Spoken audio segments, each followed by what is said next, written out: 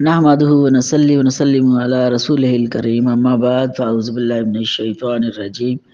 بسم اللہ الرحمن الرحیم لن تنالوا البر حتی تنفقوا مما تحبون وما تنفقوا من شیء فإن اللہ بہ علیم۔ سورہ آل عمران سے آیت نمبر 92 سے شروع کر رہی ہوں کہ اللہ تعالیٰ نے چوتھا سپارہ شروع ہو گیا ہے اور سورہ آل عمران کی 92 آیت۔ اللہ تعالیٰ نے ارشاد فرمایا لن تنالوا البر حتی تنفقوا مما تحبون وما تنفقوا من شیء فإن اللہ بہ علیم، کہ ہرگز بلائی کو نہیں پہنچو گے، یعنی بلائی نہ ہوگی، یہ نیکی نہیں ہے یہاں تک کہ تم خرچ کرو مما، اس چیز سے جو تم پسند کرتے ہو یا محبت کرتے ہو، اس کو تم خرچ کرو، کوئی بھی وہ چیز ہو، بے شک اللہ تعالیٰ اس کو جاننے والا ہے۔ یعنی اللہ تعالیٰ کی راہ میں دینے کے لیے اگر قبولیت چاہتے ہو تو قبولیت والی چیز خرچ کرو، یعنی جو چیز تم کو پسند ہے وہ تم اللہ کی راہ میں خرچ کرو، ورنہ تم نیکی کو نہیں پا سکو گے۔ یعنی ہرگز بھی تمہیں نیکی نہ ملے گی کہ تم کوئی ناقص چیز، ناپسندیدہ چیز، فالتو چیز اللہ کی راہ میں دے کے، اگلے کا تو غریب کا تو کام ہوگا کیونکہ وہ ضرورت مند ہے، وہ تو لے گا، لیکن تمہیں نیکی نہ ملے گی۔ اس لیے کہ نیکی پانے کے لیے وہ چیز اللہ کی راہ میں خرچ کرو جو تم کو پسند ہو، محبوب ہو، ورنہ تم کسی نیکی کو نہیں پا سکو گے۔ جیسا کہ حضرت آدم علیہ السلام کے دونوں بیٹے حابیل اور قابیل کا پہلا واقعہ جو ہوا تو اس میں قربانی کی شرط لگائی گئی تھی ان کے لیے، تو جو حابیل تھا اس نے جو ہے وہ ناقص گندم رکھی، کیونکہ تب قربانی ایسے ہوتی تھی کہ بجلی آسمان سے آتی اور وہ سب بسم کر دیتی، ختم ہو جاتا اور اس کو سمجھا جاتا تھا کہ قربانی قبول ہو گئی ہے۔ تو اس طرح سے حابیل اور قابیل نے جو قربانی وہاں پر رکھی، تو ایک بھائی نے، قابیل کیونکہ قاتل تھا اور حابیل قتل ہوا، تو قابیل نے جو رکھی گندم وہ ناقص تھی، جو کچرا ہوتی ہے گندم کی، تو وہ رکھی تھی، تو وہ قبول نہیں کی گئی تھی۔ تو اسی یہاں بھی اللہ تعالیٰ نے قرآن کریم میں یہ فرما دیا ہے کہ تم کوئی نیکی نہیں پا سکو گے کہ تم وہ چیز خرچ نہ کرو جب تک کہ جسے تم خود پسند کرتے ہو۔ حضرت عمر بن عبدالعزیز رضی اللہ تعالیٰ عنہ کے حوالے سے ہے کہ فرماتے ہیں کہ وہ شکر کی بہت زیادہ بوریاں خریدا کرتے تھے اور خرید کر پھر اللہ تعالیٰ کی راہ میں خیرات کرتے تھے۔ تو آپ کے ساتھیوں نے، لوگوں نے کہا حضرت صاحب آپ شکر کی بوریاں خرید کر خیرات کرتے ہیں تو آپ پیسے ہی خیرات کر دیا کرے، آپ ایسے قیمت ہی دے دیا کرے۔ تو آپ نے فرمایا کہ مجھے شکر بہت پسند ہے، مجھے شکر بہت پسند ہے، میں اس کو مرغوب رکھتا ہوں۔ اور یہ آیت تلاوت فرمائی کہ اللہ تعالیٰ نے قرآن میں فرمایا لن تنالوا البر حتی تنفقوا مما تحبون وما تنفقوا من شیء فإن اللہ بہ علیم، کہ اللہ تعالیٰ نے فرمایا کہ کوئی نیکی کو نہ پا سکو گے جب تک کہ تم وہ چیز خرچ کرو اللہ کی راہ میں جو تم کو محبوب ہے، پسند ہے۔ تو اس لیے میں شکر کو پسند کرتا ہوں، اسی نیت سے میں خرچ کرتا ہوں، تو مجھے وہ چیز پسند ہے۔ تو اللہ تعالیٰ خوب جانتا ہے، نیتوں کا حال جانتا ہے، اسی لیے فرمایا کہ جو چیز تمہیں پسند ہو، محبوب ہو، اللہ کی راہ میں وہ خرچ کیا کرو۔ کل الطعام کان حلا لبنی اسرائیل الا ما حرم اسرائیل علی نفسہ من قبل ان تنزل التوراۃ قل فاتوا بالتوراۃ فاتلوها ان کنتم صادقین، کہ ہر ایک کھانا حلال تھا بنی اسرائیل کے لیے مگر انہوں نے حرام کیا، اسرائیل نے اپنی ذات پر اس سے پہلے یہ کہ اتاری جائے تورات۔ کل کہہ دیجئے فاتو پس لے آؤ بالتوراۃ فتلوہا، پڑھو اس کو ان کنتم صادقین اگر تم سچے ہو، کہ بنی اسرائیل پر بھی تمام کھانے حلال تھے، نعمتیں حلال تھی، مگر کچھ انہوں نے اپنی ذات پر جو ہے وہ حرام کر لی تھی۔ تو وہ حرام کر لی تھی کہ کہا کہ یہ تورات میں اس کا ذکر آیا ہے۔ تو جب یہ ان آیات کا شان نزول یہ ہے کہ بنی اسرائیل والے جو ہیں یہودی یعنی ہیں، ان کو آقا علیہ السلام جب پیغام دیتے ایمان کا، دین کا، ایمان قبول کرنے کی دعوت دیتے، تو وہ کہتے کہ آپ کہتے ہم ابراہیمی کہ حضور علیہ الصلوۃ والسلام بھی دین ابراہیمی ہی پر ہے، سب پیغمبر حضور علیہ الصلوۃ والسلام بھی۔ تو وہ کہنے لگے کہ ہم تو ابراہیمی ہیں، اصلی ابراہیمی ہے، آپ اگر ابراہیمی کہلاتے ہیں اپنے آپ کو تو اونٹ کا گوشت بھی کھا لیتے ہیں اور اونٹ کا دودھ بھی، تو جبکہ ابراہیم علیہ السلام کے یہ دین میں یہ منع تھا۔ تو حضور علیہ الصلوۃ والسلام نے فرمایا یہ ایسا نہیں ہے، آپ نے منع نہیں کیا تھا ابراہیم علیہ السلام نے، نہ ہی آپ کی شریعت میں یہ منع تھا۔ تو وہ کہنے لگے کہ نہیں، یہ منع ہے، یہ نوح علیہ السلام سے منع ہو گیا تھا۔ نوح علیہ السلام تو حضرت ابراہیم علیہ السلام سے بھی پہلے ہوئے نا۔ تو انہوں نے یہ دعویٰ کر لیا، کہنے لگے نہیں، یہ تو نوح علیہ السلام سے ہی پہلے حرام ہو گیا تھا، تو اس لیے ہم اصلی ابراہیمی ہیں، یعنی ابراہیم علیہ السلام کو ماننے والے ہیں، اور آپ مانتے ہیں مگر یہ چیز نہیں مانتے۔ تو آقا علیہ الصلوۃ والسلام نے فرمایا کہ لے آؤ جن کا بھی ان تنزل التوراۃ، یہ کہ تورات لاؤ، اور تورات لاؤ، کل فاتوا بالتوراۃ فاتلوہا، یہ کہ ہم اس کو پڑھیں گے، تلاوت کریں گے اس کی آپ کے سامنے، کہ تورات میں کہاں لکھا ہے، کیونکہ تورات تو بعد میں نازل ہوئی۔ اب وہ مجبور ہو گئے شرمندہ ہونے کی وجہ سے،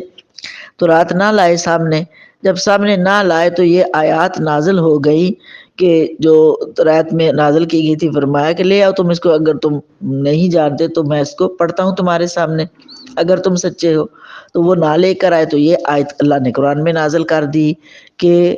تمام کھانے بنی اسرائیل کے لیے حلال تھے اور حلال رہے، مگر ان میں سے یہ ہوا کہ پہلے جو شریعتیں اور دین تھی ان میں سے کچھ منتیں، جیسے منتیں اب بھی مانی جاتی ہیں، تو منتیں کے طور پر کوئی بندہ اپنے اوپر یہ کہہ دیتا تھا کہ میں یہ چیز نہیں کھاؤں گا۔ تو اس طرح ایک دفعہ حضرت یعقوب علیہ السلام نے ایک بیماری میں منت مان لی، اور کہا کہ اپنے اوپر اونٹ کا دودھ اور گوشت میں نے حرام کر لیا۔ تو یہ حضرت یعقوب علیہ السلام کی بات ہے۔ تو انہوں نے جو ہے وہ اونٹ کا گوشت اور دودھ جو پہلے کھاتے رہے، بعد میں انہوں نے منت کے طور پر اس کو چھوڑ دیا۔ اب یہودیوں میں یہ بات چلتی ہوئی، انہوں نے کہا کہ نہیں، ابراہیم علیہ السلام نے منع کیا ہے، ان کی شریعت میں منع تھا، ایسا کچھ نہیں تھا۔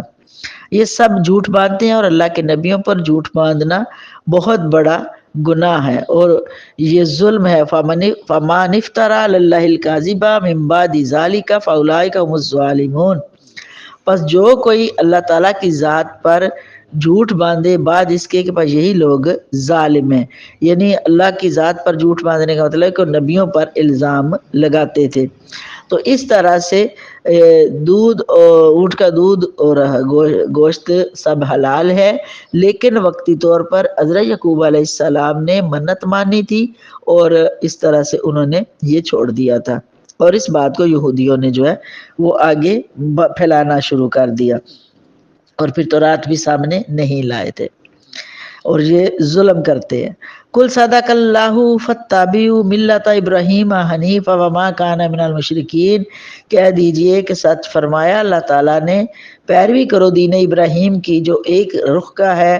ہر باطل سے ہٹ کے ہے، اور وہ مشرکوں میں سے نہیں تھے۔ کہ تم لوگ جتنے بھی ہو سب دین ابراہیم کی پیروی کرو، اور دین ابراہیم کی پیروی کرتے ہو تو آقا علیہ الصلوۃ والسلام کا کلمہ پڑھو، ان کو آخری نبی مانو، اور یہی ایمان ہوگا، کیونکہ ابراہیم علیہ السلام کا دین سچا دین ہے، ایک سمت کا، ایک رخ کا، یعنی ہر باطل سے جدا ہے، بالکل توحید ہے، اور نہ ہی وہ مشرکوں میں سے تھے، یعنی وہ مشرک نہیں تھے کہ تم کبھی کوئی عزیر علیہ السلام کو بیٹا بنا رہا ہے، کوئی عیسیٰ علیہ السلام کو بنا رہا ہے۔ تو حضرت ابراہیم علیہ السلام تو ہر ایسی چیز سے پاک تھے۔ ان والا بیت وضع للناس للذی ببکۃ مبارکا وہدی للعالمین، بے شک پہلا گھر واضح کیا گیا لوگوں کے لیے وہ جو بکا ہے، یعنی مکہ مبارک ہے اور ہدایت ہے سارے جہانوں کے لیے۔ اب اس کے لیے شان نزول اس کا یہ کہ یہودیوں نے کہا، یہودی کہنے لگے کہ ہمارا قبلہ یعنی بیت المقدس کعبہ سے افضل ہے، کعبہ سے افضل ہے اور کعبہ سے پرانا ہے۔ وہ کہنے لگے کہ کعبہ، کیونکہ وہ اسی طرف سجدہ کرتے ہیں، تو وہ کہنے لگے کہ ہمارا جو ہے قبلہ وہ زیادہ پرانا ہے اور وہ پہلے ہے۔ تو اس پر یہ آیات کریمہ نازل ہوئیں کہ پہلا گھر اللہ تعالیٰ نے بندوں کی عبادت کے لیے جو بنایا ہے وہ ببکہ مبارکہ وہدی للعالمین، وہی بکہ ہے، یعنی جس کو مکہ کہا جاتا ہے۔ اور یہ آیات تبدیلی قبلہ کے بعد نازل ہوئی، کیونکہ تبدیلی قبلہ کا ذکر دوسرے سپارے میں ہو چکا ہے۔ اور فرمایا کہ خانہ کعبہ جو ہے یہ پہلے ہے اور سب سے پہلے بنایا گیا۔ فرشتوں کا قبلہ بیت المعمور ہے جو آسمان میں ہے، بالکل اس کے مقابل جو ہے اسی قسم اسی جگہ پر نیچے جو زمین پر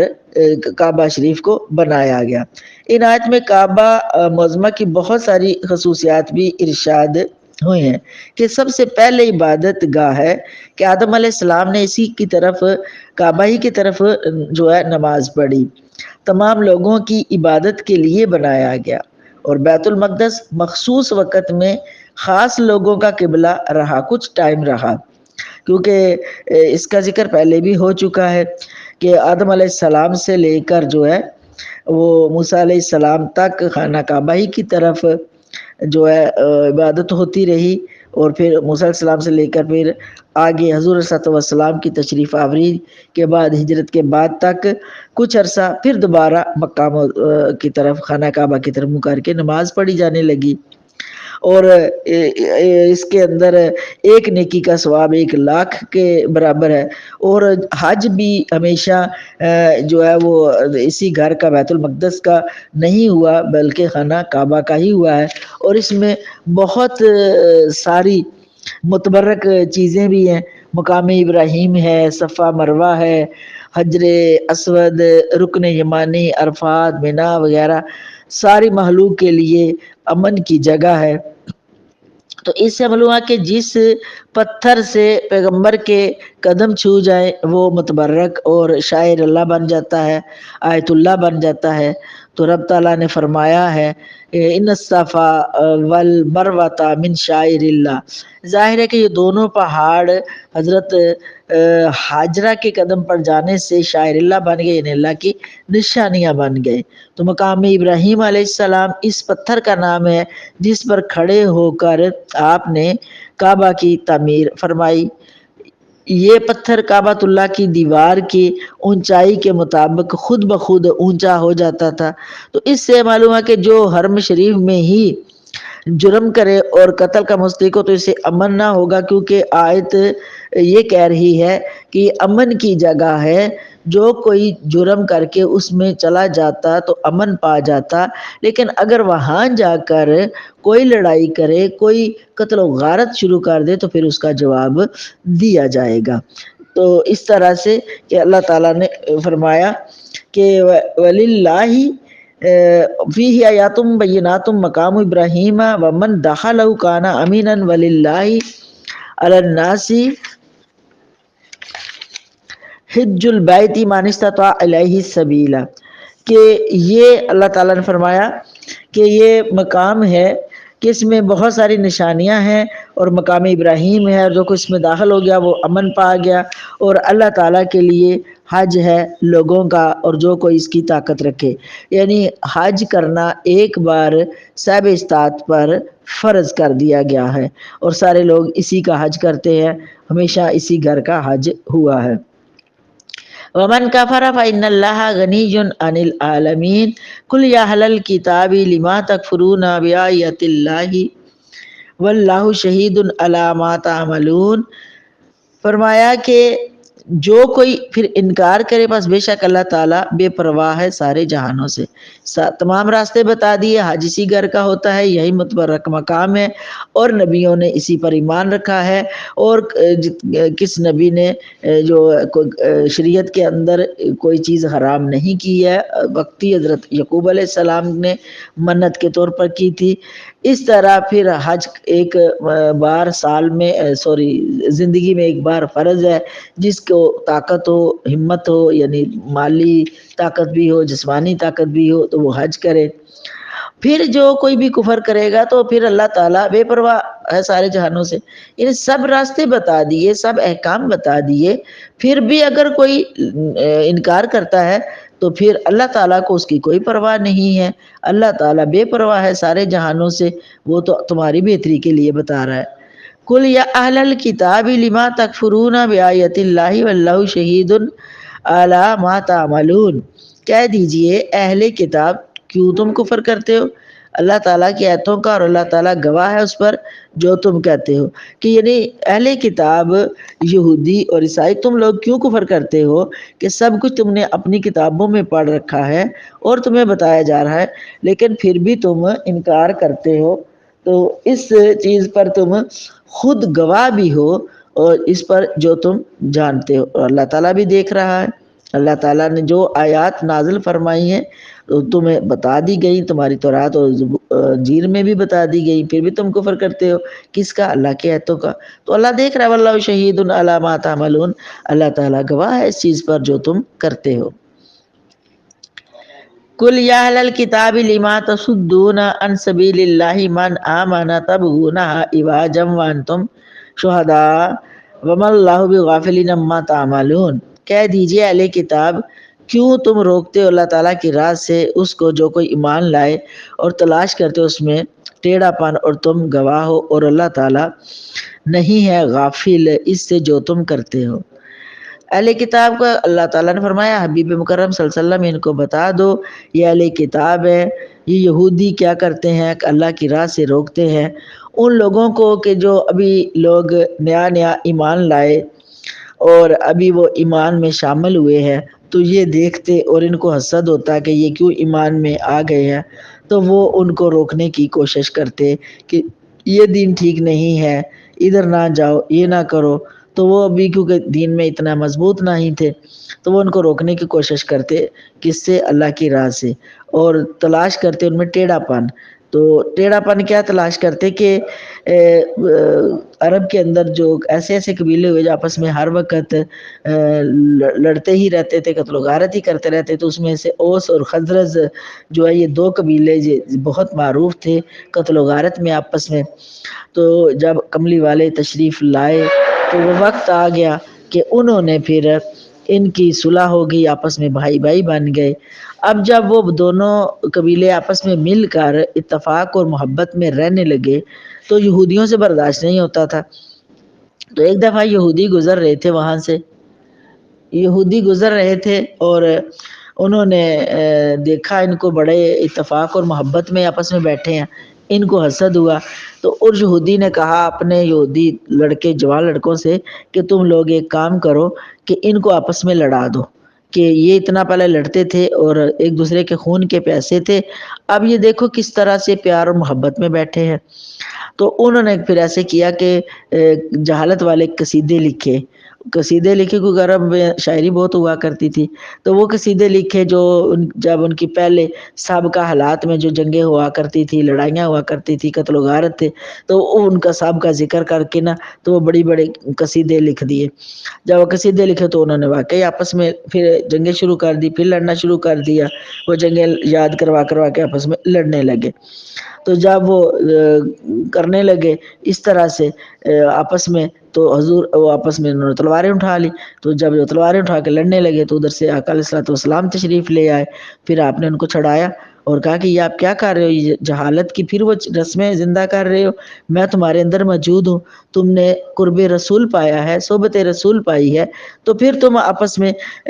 جھگڑے کر رہے ہو. تو اس وقت پھر وہ فوراً انہوں نے تلواریں پھینک دی، آپس میں ایک دوسرے کو معاف کیا، گلے مل گئے، آقا علیہ الصلوۃ والسلام سے بھی انہوں نے معافی مانگی. تو اس طرح سے ان کے یہ جنگ بھی ختم ہوئی۔ تو یہ آیات اس وجہ سے نازل ہوئی ہیں کہ وہ اللہ کی راہ میں سے روکتے بھی، اور اس میں ٹیڑھا پن بھی تلاش کرتے، اور جو نئے نئے لوگ ایمان لاتے ان سے بھی وہ کہتے کہ پیچھے ہٹ جاؤ۔ یا ایھا الذین آمنوا ان تطیعوا فریقا من الذین اوتوا الکتاب یردوکم بعد ایمانکم کافرین، اے لوگو جو ایمان لائے ہو، اگر تم طاعت کرو ایک گروہ کے لوگوں میں سے جن کو دی گئی کتاب، تو پھیر دیں گے تم کو بعد تمہارے ایمان کے کافر بنا کر۔ یعنی کہ جو لوگ نئے ایمان لاتے ہیں، اگر تم لوگ یہودیوں کی باتیں ماننے لگو گے، عیسائیوں کی باتیں ماننے لگو گے، تو وہ تو چاہتے ہیں، وہ اگر ان کی بات مانو گے، ان کا حکم مانو گے، تو ایسا گروہ ہے ان کے اندر کہ وہ تمہیں دوبارہ تمہارے دین میں پھیر دیں گے، یعنی کافر بنا دیں گے، پھر تمہیں کفر کی طرف مائل کر دیں گے۔ وَكَيْفَ تَكْفُرُونَ وَأَنْتُمْ تُتْلَىٰ عَلَيْكُمْ آيَاتُ اللَّهِ وَفِيكُمْ رَسُولٌ وَمَن يَعْتَصِم بِاللَّهِ فَقَدْ هُدِيَ إِلَىٰ صِرَاطٍ مُسْتَقِيمٍ، کیسے تم کفر کرتے ہو اور پڑھی جاتی ہیں تم پر اللہ تعالیٰ کی آیات، اور تم میں رسول ہیں، اور جو کوئی مضبوطی سے تھام لے اللہ تعالیٰ کو، پس بے شک اس نے ہدایت والی سیدھے رستے کی طرف۔ فرمایا کہ کیوں تم کفر کرتے ہو، تم پر قرآن کی آیتیں پڑھی جاتی ہیں،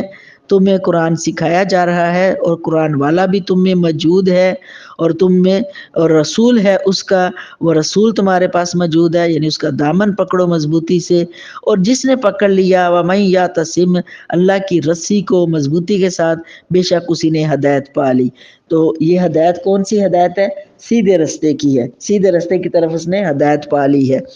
تو جو حضور علیہ السلام کا دامن مضبوطی سے پکڑ لے، اور پھر آپ کی آل کا دامن پکڑ لے، کیونکہ آقا علیہ السلام نے فرمایا کہ میں جانے کے بعد تمہارے اندر دو چیزیں چھوڑ کے جا رہا ہوں، ایک قرآن اور سنت۔ پھر یہ حدیث فرمائی کہ میں تمہارے اندر دو چیزیں چھوڑ کے جا رہا ہوں، قرآن اور میری آل، اور یہاں تک کہ یہ کبھی بھی قیامت تک جدا نہ ہوں گے، اور حوض کوثر پر مجھے ملیں گے، یعنی میری آل اور قرآن۔ تو اس طرح سے قرآن کو مضبوطی سے تھامنا ہے، اور آل رسول کی غلامی کرنی ہے، آل رسول کی سنت کو بھی دیکھنا ہے، حضور صلی اللہ علیہ وسلم کے احکام کو دیکھنا ہے، اور جو ان چیزوں کو مضبوطی سے تھام کے رکھے گا تو سمجھ لیں فقد اہودی یا الی صراط مستقیم، بس بے شک اسی نے سیدھے رستے کی ہدایت پالی، اس کو سیدھا رستہ مل گیا۔ تو یہی سیدھا راستہ ہے حضور صلی اللہ علیہ وسلم کی غلامی اور آل رسول کی غلامی۔ بہت سارے لوگ آل رسول کی غلامی سے کتراتے ہیں، اور حضور صلی اللہ علیہ وسلم سے تو غلامی سب ہی کرنی ہے۔ تو آقا علیہ السلام نے فرمایا ہے کہ میں تم سے اور کچھ نہیں مانگتا، یہ قرآن پاک کے آگے آئے گا،